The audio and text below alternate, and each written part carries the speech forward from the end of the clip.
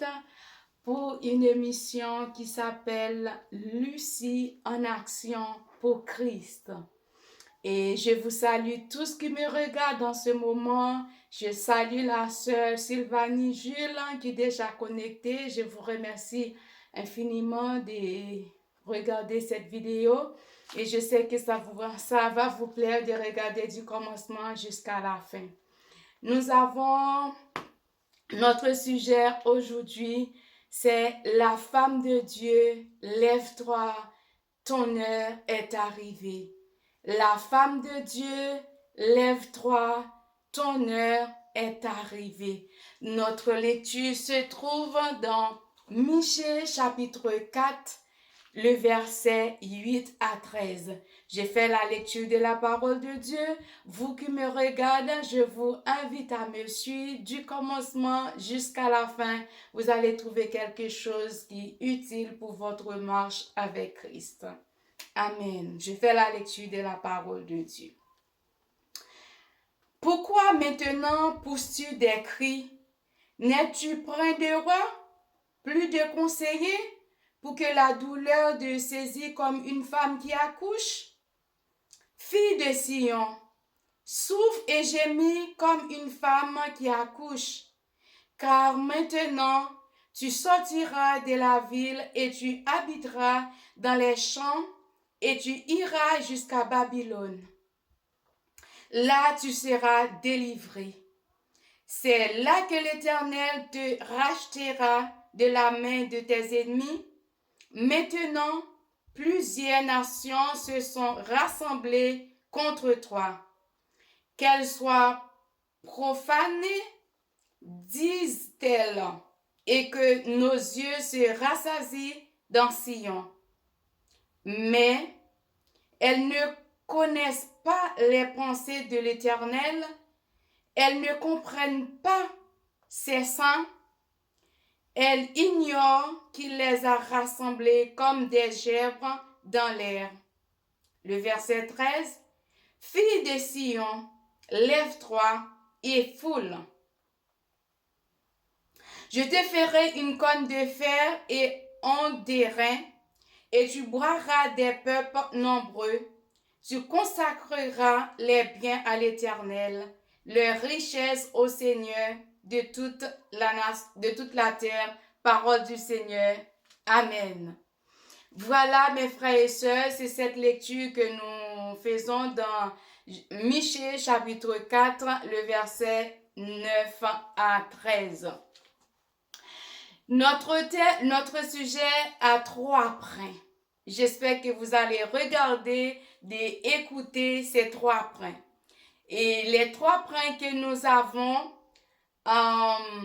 c'est la délivrance d'Israël. La deuxième point, c'est la restauration. La troisième point, c'est la consécration. On va parler un petit peu de Michée qui annonçait ces oracles de l'Éternel à le peuple d'Israël. Michée est le 4e personnage très important parmi les petits prophètes. Il annonçait que le Messie naîtra à Bethléem, Ephrata, et c'était réalisé. Et si vous regardez dans Matthieu chapitre 2, le verset 5 à 6, nous a expliqué comment il est né. Malgré Jean-Baptiste l'avait déjà annoncé. Le nom de Michée diminutif Mikoya et de Mikayahu, qui est comme l'Éternel. Le nom, c'est un vrai prophète de l'Éternel. C'est un vrai prophète de Dieu. Son nom comporte le nom de Dieu ou de l'Éternel. Ensuite, Michée était contemporain d'Ésaïe, mais il était issu d'une classe sociale plus humble. Il venait de Moréset, près de Gath, à environ une quarantaine de kilomètres au sud-ouest de Jérusalem. Michée prophétisa environ 740 à 687 avant Jésus-Christ pendant le règne de Jotham, d'Akaz, d'Ézéchias, bien que son message s'adressa à Juda. Michée était prédit captivité du royaume du Nord, oui, et c'était subvenu en 722-21 avant Jésus-Christ. Et Michée est un vrai prophète de Dieu. Quand on parle d'un prophète, qu'est-ce qu'un prophète? On peut dire un prophète est un envoyé de Dieu. C'est quelqu'un qui prédit l'avenir. Et vous allez reconnaître un vrai prophète, c'est par l'accomplissement de son message. Un prophète appelé à dire la vérité. Voilà, c'est ça que Michée, il était vraiment le prophète de Dieu. Le peuple d'Israël était attaqué par les Syriens. Le roi d'Israël demanda s'il n'y a pas un prophète qu'on pourrait consulter. Josaphat répondit dans 1 roi chapitre 22, le verset 7 à 8. Josaphat dit, il y a ici un roi, un prophète de l'Éternel par qui nous puissions le consulter. Le roi d'Israël répondit à Josaphat, il y a encore un homme par qui l'on pourrait consulter l'Éternel, mais je le hais, car il prophétise de rien de bon. Il ne prophétise que du mal. C'est Michée, fils de Jemla. Et Josaphat dit, que le roi ne parle pas ici. Vous qui m'écoutez en ce moment, mes frères et sœurs, peut-être vous êtes un prophète ou vous êtes une prophétesse. Il faut faire très attention quand vous êtes un prophète ou une prophétesse. Le pourquoi? Quand vous dites la vérité, il faut attendre qu'il y a des gens qui vous haïssent. Ils ne vous aiment pas. C'est ça le roi Josaphat dit, qu'il n'aime pas ce prophète-là. Il ne prophétise rien de bon. Ça veut dire que si que vous parlez de la part de Dieu, ce message-là est accompli, ben vous allez être haïs par les autres, mes frères et sœurs. Il faut faire très attention. La parole de Dieu nous a dit, fille des Sion, lève-toi, je te ferai une corne de fer et des ondes d'airain, et tu boiras de peuples nombreux, tu consacreras leurs biens à l'Éternel, les richesses au Seigneur de toute la terre. Maintenant, nous rentrons dans notre but du sujet vraiment, qui c'est la femme de Dieu, lève-toi, ton heure est arrivée. Vous qui me regardez en ce moment, qui attend quelque chose, ça fait longtemps, laisse-moi vous dire, aujourd'hui même, ton heure est arrivée. Saisis-le. Et le premier point qui est la délivrance du peuple Israël, et je peux dire la délivrance des femmes de Dieu. N'oublie pas, mes bien-aimés, le peuple d'Israël était en captivité en Babylone, entre les mains de l'ennemi. L'Éternel dit à ce peuple, il a dit à Josué, le prophète de Michée, excusez-moi, le prophète de Michée, ainsi parle de l'Éternel, va dire aux filles de Sion, lève-toi, ton heure est arrivée. Dans ce passage que Michée a annoncé cette nouvelle à le peuple d'Israël. Et les femmes étaient empressées pour écouter cet oracle de l'Éternel. Et oui, ce jour-là était arrivé pour eux, mes frères et sœurs qui me regardent dans ce moment. Ils étaient délivrés entre les mains de l'ennemi. Dans le verset 4 et le verset 9 à 10, toujours Michée chapitre 4, si vous regardez, il a dit le peuple d'Israël était tellement souffert, c'est comme une femme qui accouche un bébé. Et vous qui me regardez dans ce moment, qui avez des enfants, vous connaîtrez la douleur, c'est pas aussi facile. Et c'est comme ça le peuple d'Israël était souffert entre les mains de l'ennemi. Mais l'Éternel a dit, aujourd'hui même, tu seras délivré et ton heure est arrivée. Dans ton heure est arrivée, Je regardais les femmes, les vaillantes, les variants guerriers qui sont en train de saisir les bénédictions.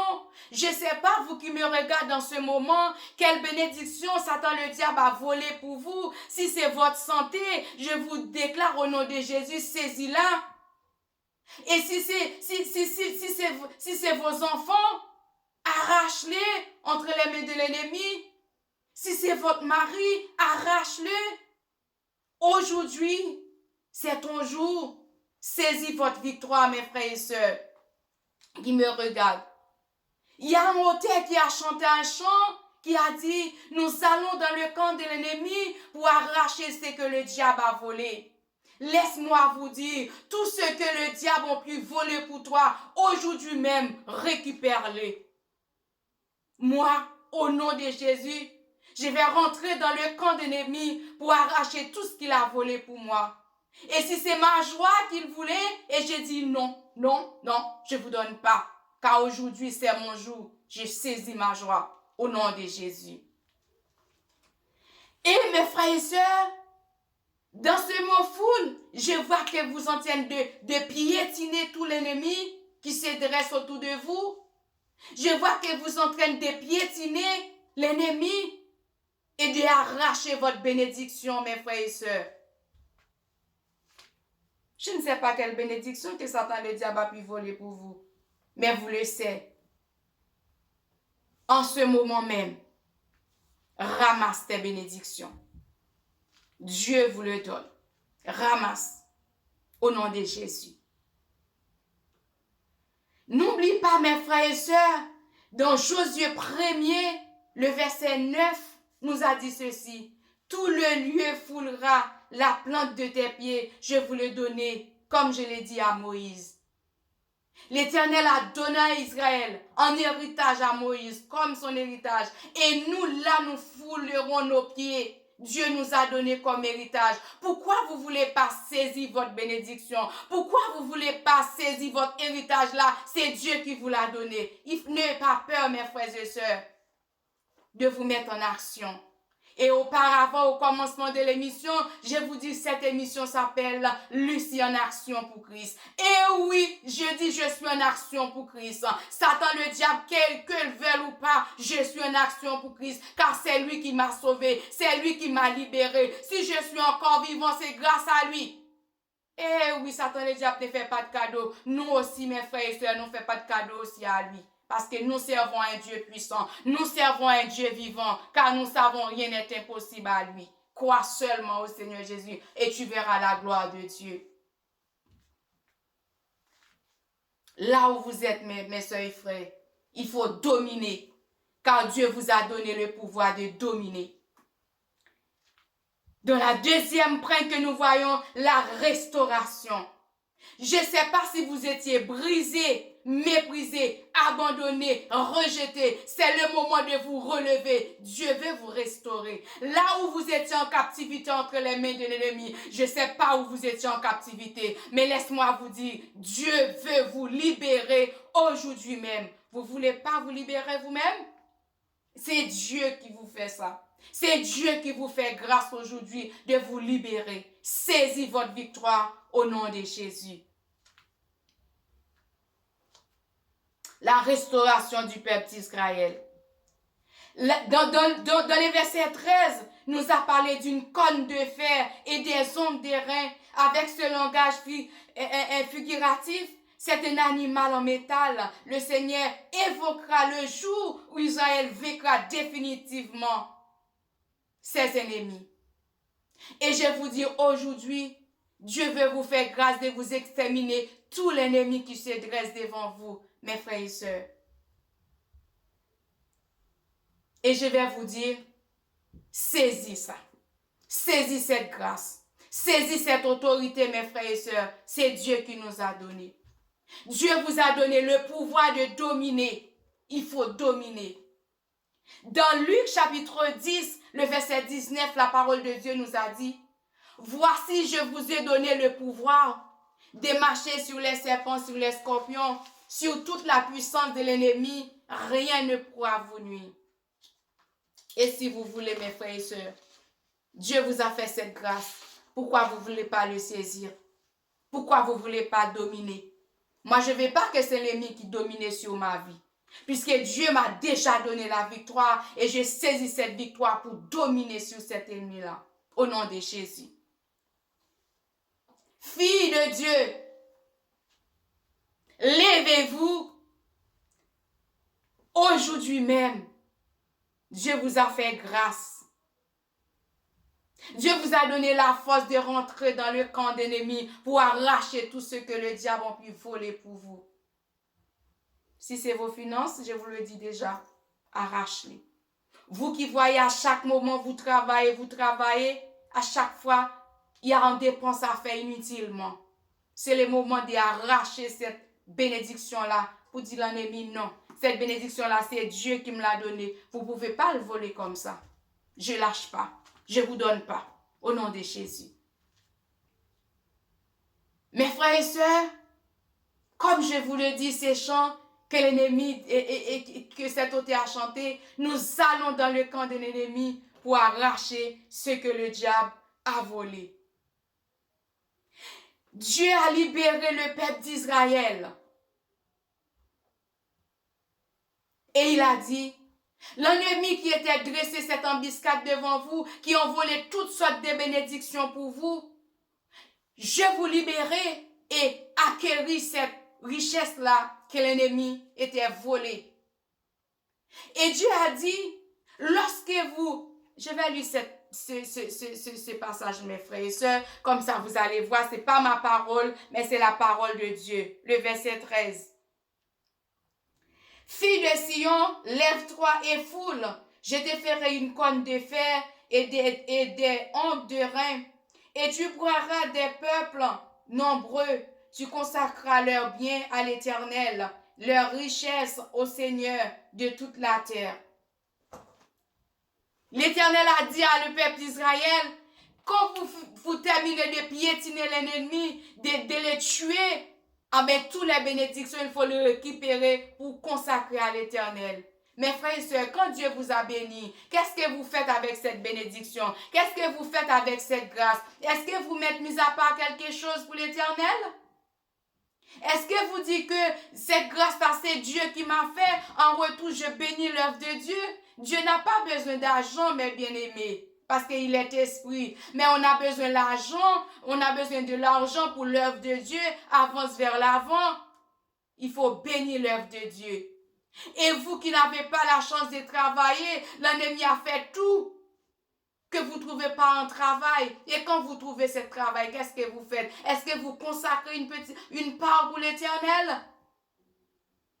Et oui, il faut donner ce qui revient à l'Éternel, car notre Dieu, il a mérité ça, mes bien-aimés. C'est ces parties-là, mes frères et sœurs, nous ne devons pas surpasser de ne pas faire. C'est là que vous allez trouver votre bénédiction. La consécration. Il faut consacrer. Première chose que vous devez consacrer dans votre bien, c'est votre vie. Vous devez vous mettre à part pour Dieu. Vous étiez esclave du péché, esclave de l'ennemi. Dieu vous a fait grâce de vous libérer. Aujourd'hui, il faut consacrer votre vie à Dieu. Même si vous allez partager vos biens terrestres, mais votre vie, il faut le partager au Seigneur Jésus, mes frères et sœurs, c'est très important.